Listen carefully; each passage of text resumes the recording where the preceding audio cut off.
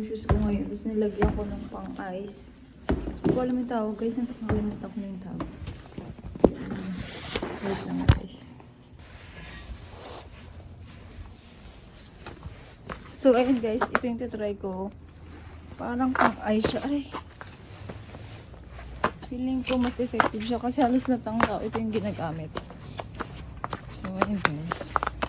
Yung dala ko papasok. So, ayan guys. Ay! Hindi siya madulas guys. Ay, ay! Madulas pala.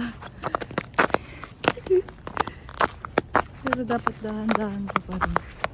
Tapos pipiliin mo yung hindi masyadong maayos. Daanan. So, ayun guys. Sobrang madalas pa rin kasi yung daanan namin guys. Kaya, struggle is real. So, ayan. Dito pa rin ako dumadaan sa gilid. Kasi nakakatakot. Madalas. Pasok na pala ako guys. 9 AM na dito. So, dapat hindi siya maalis. Nakaalis lang din siya.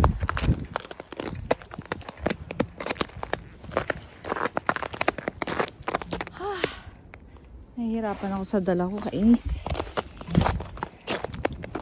Wait, kung dadaan dito.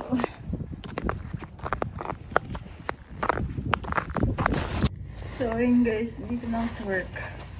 Hindi ako gano'n ng pag-video kasi hirap na hirap ako dun sa dala ko. Like, so, okay siya guys, basta dahan-dahan pa lang. So, ganito siya. Ganito yung tsura niya. Diba? Okay siya. Binigay lang sa akin yan ni Ate Ses. Thank you, Ate Ses. So, pag nasa loob ka daw, halimbawa sa loob ka ng pupuntahan mo, iikot mo lang siya. Or yung ibang ginigilid nila. Ganito lang siya. Iikot lang. Ganyan lang siya. Sa ibabaw siya. Kasi mahirap siya ilakad kung nasa loob ka ng papuntahan mo. So, ganyan lang. Pero ako nagpapalit ako ng shoes. Pag nandito na sa loob ng work. Kasi hindi ako comfortable. Gusto ko yung comfortable. So, yun lang guys.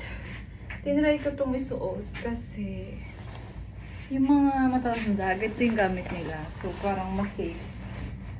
Mas safe siya. Mas okay siya doon kaysa sa isang shoes ko na snow boots. Siguro dahil yung yellow, matigas na. Kasi pag yung nasa ilalim niya, kumakapit talaga siya guys. Kaya mas okay. So, yun na guys. Thank you guys for watching. Bye!